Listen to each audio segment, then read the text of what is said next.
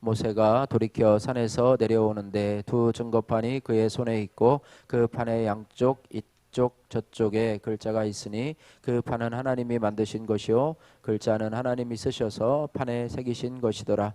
여호수아가 백성들의 요란한 소리를 듣고 모세에게 말하되 진중에서 싸우는 소리가 나나이다. 모세가 이르되 이는 승전가도 아니요 패하여 부르짖는 소리도 아니라 내가 듣기에는 노래하는 소리로다 하고 진에 가까이 이르러 그 송아지와 그 춤추는 것을 보고 크게 노하여 손에서 그 판들을 산 아래로 던져 깨뜨리니라.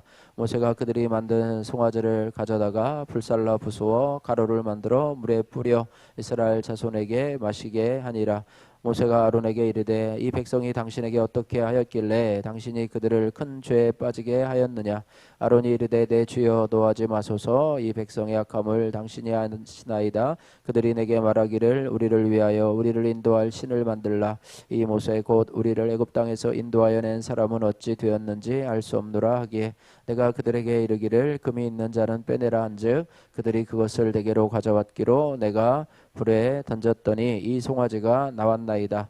모세가 본즉 백성이 방자하니 이는 아론이 그들을 방자하게 하여 원수에게 조롱거리가 되게 하였습니다. 이에 모세가 진문에 서서 이르되 누구든지 여호와 편에 서에 있는 자는 내게로 나오라 하매 레위 자손이 다 모여 그에게로 가는지라. 모세가 그들에게 이르되 이스라엘 하나님이 여호와께서 이렇게 말씀하시기를 너희는 각각 허리에 칼을 차고 진 이 문에서 저 문까지 왕래하며 각 사람이 그 형제를 각 사람이 자기의 친구를 각 사람이 자기의 이웃을 죽이라 하셨느니라. 레위 자손이 모세의 말대로 행하매 이날의 백성 중에 3,000명가량이 죽임을 당하니라. 모세가 이르되 각 사람이 자기의 아들과 자기의 형제를 쳤으니 오늘 여호와께 헌신하게 되었느니라. 그가 오늘 너희에게 복을 내리시리라. 이튿날 모세가 백성에게 이르되 너희가 큰 죄를 범하였도다. 내가 이제 여호와께로 올라가노니 혹 너희를 위하여 속죄가 될게 하노라 하고 모세가 여호와께로 다시 나아가 여짜오되 슬프도소이다. 이 백성이 자기들을 위하여 금신을 만들어 싸우니 큰 죄를 범하였나이다. 그러나 이제 그들의 죄를 사하시옵소서. 그렇지 아니하시오면 원하건대 주께서 기록하신 책에서 내 이름을 지워 버려 주옵소서. 여호와께서 모세에게 이르되 누구든지 내게 범죄하면 내가 내 책에서 그를 지워 버리리라. 이제 가서 내가 네게 말한 곳으로 백성을 인도하라. 내 사자가 내 앞서 가리라. 그러나 내가 보응할 날에는 그들의 죄를 보응하리라. 여호와께서 내 백성을 치시니 이는 그들이 아론이 만든 바 그 송아지를 만들었음이더라. 아멘. 할렐루야. 예, 오늘 본문 출애굽기 32장 15절에서 35절 말씀을 읽으셨는데 오늘 말씀을 중심으로 책임 전가의 죄라고 하는 제목으로 같이 말씀을 나누기를 원합니다. 백성이요 모세가 이 시내산에 올라가서 십계명을 받고 내려오는데 지체하자 이 금송아지 우상을 만들어서 숭배합니다. 모세가 시내산에서 내려와서 이 금송아지 우상을 만들어 숭배하는 것을 보고 모세는 십계명의 두 돌판을 깨뜨려 버리고 금송아지를 불살라 버립니다. 그리고 모세의 추궁에 대해서 이 아론은 변명을 하면서 그 책임을 백성들에게 돌립니다. 이에 죄를 범한 이스라엘 백성 3,000명가량이 이 레위 자손을 통해 죽임을 당하게 되지요. 이튿날에 이스라엘 백성의 죄 용서함을 구하고자 그들의 죄의 짐을 짊어지고 이 모세는 여호와 하나님 앞에 나간다라는 내용이 오늘 본문의 내용입니다. 에덴 동산에 이 아담과 하와의 죄의 출발이 바로 이 불순종에서부터 시작이 되는데요. 하나님께서 이 아담을 지으신 다음에 에덴 동산에 모든 아름답고 좋은 동물 또 식물, 광물들을 다 선물로 주셨는데 금하신 것이 바로 한 가지였습니다. 그것은 바로 동산 중앙에 있는 선악을 알게 하는 나무의 실과를 따먹지 말라라고 명령을 했고 그것을 먹는 날에는 너희가 죽으리라 이렇게 말씀을 했습니다. 그러나 이 아담과 하와는요 이 하나님의 명령을 뱀의 유혹에 넘어가서 불순종하게 되고 선악을 알게 하는 선악과 나무의 열매를 따먹게 됩니다. 하나님께서 단 한 가지 금지한 그 명령을 이 아담과 하와는 불순종하면서 죄를 범하게 되었습니다. 창세기 3장 6절 말씀해 보니까 여자가 그 실과를 따먹고라고 하면서 이 하와가 먼저 따먹었는데요. 그리고 이 아담에게도 주어서 따먹게 합니다. 불순종에 이어서 이 등장한 인류의 죄가 바로 책임 전가의 죄입니다. 하나님께서는 불순종의 죄를 지은 아담을 찾아가서 이 아담의 불순종의 죄를 지적하십니다.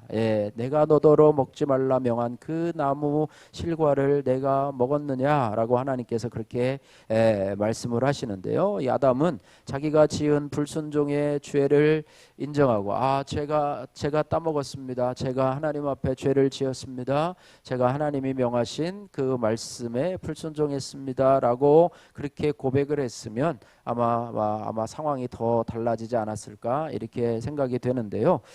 그러나 이 아담은 자신이 지은 죄의 책임을 하와에게 전가하는 모습을 보게 됩니다. 그래서 이 불순종의 죄는요, 책임 전가의 죄를 낳게 되고, 이 책임 전가의 책임 전가는 뭐냐면 거짓말과 위선이라고 하는 그런 특징을 가지고 있습니다. 그래서 아담이 뭐라고 얘기하냐면, 아담이 가로되 하나님이 주셔서 나와 함께 하신 여자 그가 그 나무 실과를 내게 주므로 내가 먹었나이다, 이렇게 말을 하고 있으면 참 비겁하고 비굴하고 참 이기적인 그런 변명이지요. 하와 역시 마찬가지예요.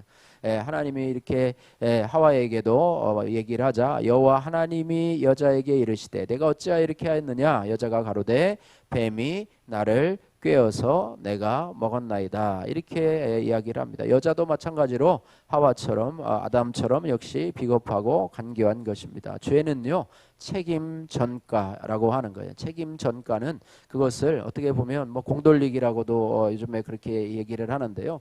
풍선에 물을 많이 해가지고 막 던져가지고 그것을 받는 사람 중에 터지면 뭐 그 사람이 순례가 되는 그런 것처럼, 책임 전가에서 마지막에 들키는 사람이 죄인이 되는 것이 아니라 원래 그것이 드러나지 않더라도 먼저 책임 전가한 사람의 그 자체가 죄라고 하는 것입니다.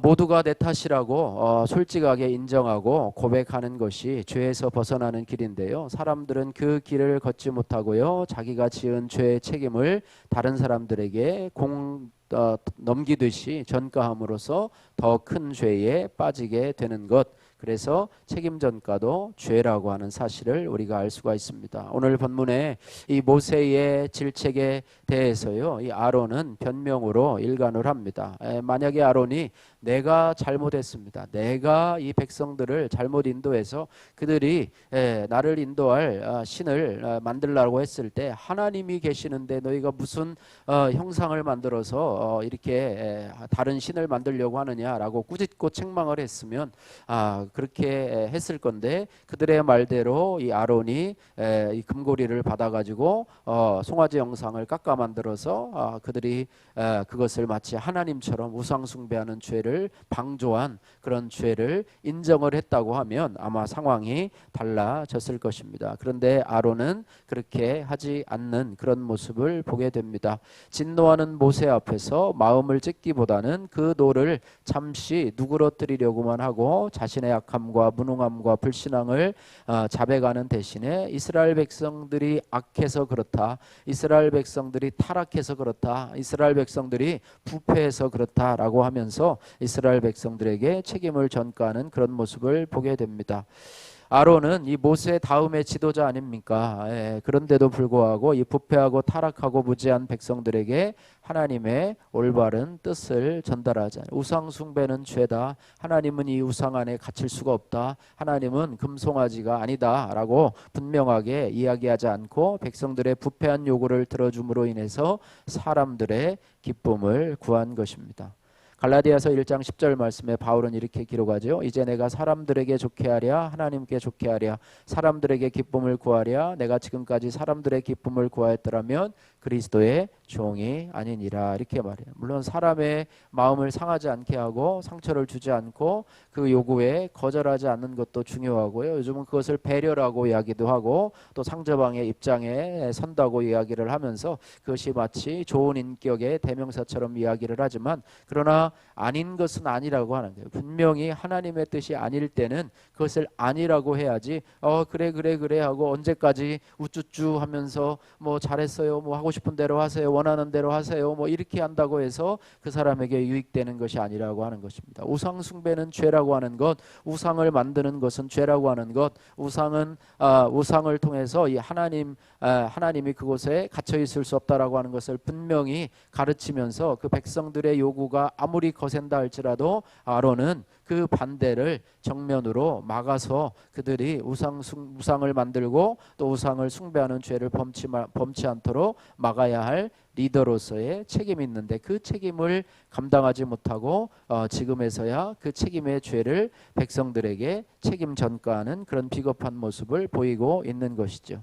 책임 전가라고 하는 말은요, 이 국어사전에서 찾아보면은요, 책임을 다른 사람에게 넘겨 씌우는 것입니다.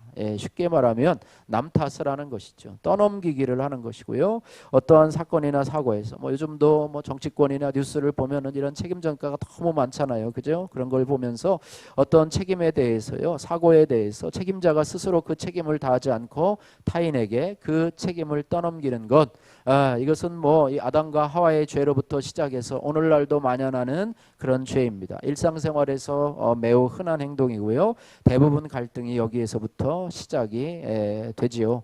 특히 사건의 원인이 겉으로 드러나지 않는 경우에는 자주 일어나게 되는 것입니다.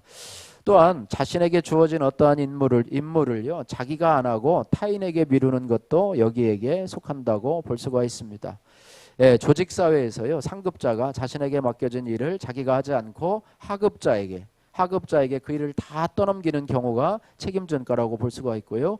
그러면 괜찮은데 하급자가 그 일을 하고 그 일에 대해서 인정을 받으면 괜찮은데 하급자가 그 일을 힘은 힘대로 들여서 다 하고 그것이 공적이 될 때는 마치 자기가 한 것처럼 상급자가 그 공을 자기에게로 돌려버리는 아주 비겁한 행동이 우리의 조직 사회에서도 이 나라에서도 존재하는 아주 그런 행위라고 하는 것을 보게 됩니다. 이런 행위를 자주 하는 사람은 무능력한 상사라든지 인성이 별로 좋지 않은 그런 평가를 받게 되는데요. 책임 전가는요, 그에 수반하는 그런 책임이 따른다고 하는 거예요. 아담과 하와도요, 자신들의 죄를 인정하지 않고 책임 전가를 할 때 에덴 동산에서 쫓겨나게 되었고요. 심지어 이 아담과 하와에게 죄로 유혹한 이 뱀도 저주를 받아서 평생토록 흙을 먹으며 배로 기어다니는 그런 죄를 그런 어떤 벌을 받게 되지 않았습니까? 오늘 본문에 책임 전가를 한 아론도요, 하나님의 진노로 하나님이 그를 죽이려고 했어요. 그러나 이 아론은요, 신명기 9장 20절 말씀에 보니까 모세의 간절한 중보 기도로 인해서 겨우 살아남을 수가 있었습니다. 더군다나요, 이 책임 전가가 아니라 우상 숭배의 죄를 저지른 이 이스라엘 백성들, 이 모세가요, 두 돌판을 막 깨뜨리고 송아지를 불살라서 그들에게 마시게 할 정도로 그렇게 분노를 표현했는데도 불구하고요, 이 백성들은 전혀 두려워하거나 또 어떤 거리낌도 없었습니다. 죄에 대해서 회개하려고 하는 마음이 전혀 없었고 강팍한 마음으로 왜 그렇게 하느냐, 우리를 인도할 신 금송아지를 왜 이렇게 불살라 가지고 우리로 하여금 마시게 하느냐라고 하면서 아주 아나무인의 모습을 보이고 있는 것을 보는데요. 여기서 그치는 것이 아니라 모세는요, 하나님의 심판의 대언자가 돼서 그 중에서 이들을 처벌할 자를, 이들을 죽일 자가 있으면 너희가 나오라, 여호와께 헌신된 자가 있으면 여기에서 나와라 라고 할 때 레위 자손이 나오게 되고요, 레위 자손이 우상 숭배한 자들을 그날 칼로 쳐 죽이는데 한 3,000명가량을 쳐 죽이게 된다고 하는 것입니다. 이런 책임 전가와 우상 숭배의 죄와 이런 불순종의 죄를 범한 자들에게는 반드시 대가가 있다는 것이요. 이 세상의 법을 피할지는 모르지만은요, 하나님의 법 앞에는 반드시 심판을 받을 수밖에 없다라고 하는 것을 알게 되어지는데요. 어떻게 보면 이 책임 전가와 방자한 이 결과는요, 바로 죽음이요 하나님의 심판이라고 하는 것입니다. 그러면 이런 죄에 대해서 이 책임 전가의 죄에 대해서 벗어나려면 우리가 어떻게 해야 될까? 어떻게 하면 이러한 책임 전가의 죄에 대해서 벗어날까? 우리가 생각해 보면은요, 책임 전가의 반대말을 찾으면 됩니다. 책임 전가의 반대말은요, 다른 것이 아니라 회개라고 하는 거예요. 따라해 보세요. 책임 전가의 반대말은 회개입니다. 그러니까 결국에는요, 책임 전가를 하지 말고 자신의 책임을 인정하는 거예요. 죄가 드러났을 때 내 잘못입니다. 전에 카톨릭에서 그런 말이 있었잖아요. 내 탓이요라고 하는데요. 그것이 진정 하나님 앞에서 그런 것인지 잘 모르겠지만 어쨌든 그것이 많은 사람 앞에서 회자되어서 많이 유행했던 적이 있는데요. 내 탓이요라고 하면 돼요. 남의 탓이 아니라 내 탓이요. 내 탓보다는 하나님 제 잘못입니다. 저의 허물입니다. 제가 했습니다. 제가 잘못했습니다. 라고 이렇게 인정을 하는 것이죠. 자신의 잘못을 고백하는 것입니다. 이것을 회개라고 하는데요. 회개는요, 넓은 의미에서의 회개는요, 하나님을 믿지 않는 자들이 하나님께로 돌아오는 것을 회개라 이렇게 이야기를 하는데요. 오늘 이 책임 전가의 반대말에 대한 회개는 그리스도인으로서 우리의 일상생활에 다가오는 그런 죄와 잘못에 대해서 자신의 죄를 인정하는 것, 이것이 바로 회개라고 하는 것입니다. 요한일서 1장 9절에서 10절 말씀에 이 부분에 대해서 하나님은 우리에게 회개의 중요성에 대해서 분명하게 말씀하고 있는데, 여기는 회개라고 안 하고요, 자백이라고 이야기를 합니다. 요한일서 1장 9절에서 10절 말씀, 만일 우리가 우리 죄를 자백하면 저는 미쁘시고 의로우사 우리 죄를 사하시며 모든 불의에서 우리를 깨끗하게 하실 것이요, 만일 우리가 범죄하지 아니하였다면 하나님을 거짓말하는 자로 만드는 것이니 또한 그의 말씀이 우리 속에 있지 아니하니라 라고 말씀하면서요, 신앙생활을 한다는 것은요, 이 사도 요한은 뭐라고 그러냐면 예수님을 믿는 정도가 아니라 하나님과 사귐을 가져야 되는데, 하나님은 어떤 하나님이시냐? 빛 되신 하나님, 어두움이 전혀 없으신 하나님이신데 그 하나님과 사귀려면 우리도 깨끗해야 된다. 그런데 너희가 만일 죄 없다고 하면 하나님을 거짓말하는 자로 만드는 것이니 너희가 하나님을 온전히 사귀지 못하게 된다. 이렇게 말씀을 하면서 우리의 죄를 인정하라고 하는 거예요.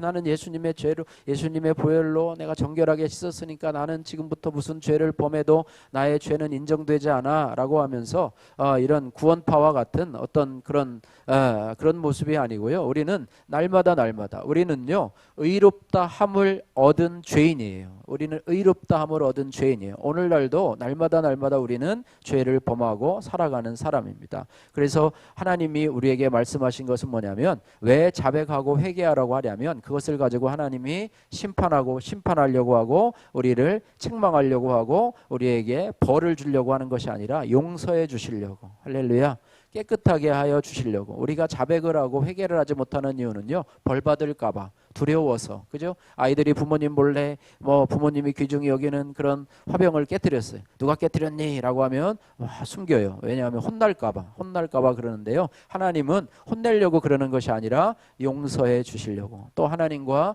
온전한 사귐을 갖게 해 주시려고. 에덴 동산에서 아담과 하와에게 누가 이렇게 했느냐, 누가 이 동산 중앙에 있는 열매를 따먹었느냐라고 할 때 그것을 가지고 책망하려고 하고 그냥 벌을 주려고 한 게 아니라 솔직한 마음을 받기를 원하셨다라고 하는 거예요.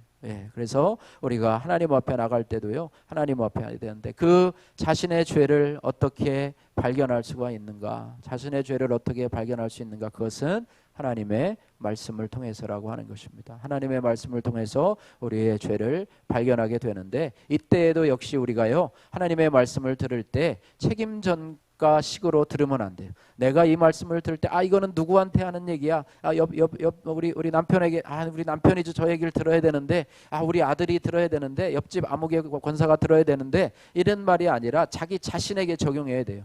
나에게 적용, 나에게 하는 이야기구나. 나에게 하나님 말씀하시는 거구나라고 하고 남에게 적용하지 말고 자신에게 적용을 해서 그 죄를 범한 사람이 바로 저입니다. 그죠? 나단 선지자에게 이 다윗이 그 이야기를 들을 때 그 사람이 바로 당신이요라고 했을 때 그것을 가지고 이 다윗이 하나님 앞에 회개했던 것처럼 자기 자신에게 적용을 해야 진정한 자백과 회개로 나갈 수 있다라고 하는 것입니다. 반대로 하나님 앞에서 자신의 죄에 대해서 변명을 하고 핑계를 대는 한 우리가 용서를 받지 못한다고 하는 거예요. 바라기는 저와 여러분들이 하나님 앞에서 죄를 자백하고 회개하는 것이 하나님께 용서받을 수 있는 최선의 길임을 명심하고 우리의 남은 신앙의 삶이 날마다 변명과 책임 회피의 삶이 아니라 나 자신의 죄를 말씀 앞에서 인정하고 자백하는 회개를 통해서 하나님의 은혜로 충만하게 채워지는 그런 남은 삶이 되시기를 주님의 이름으로 축복합니다.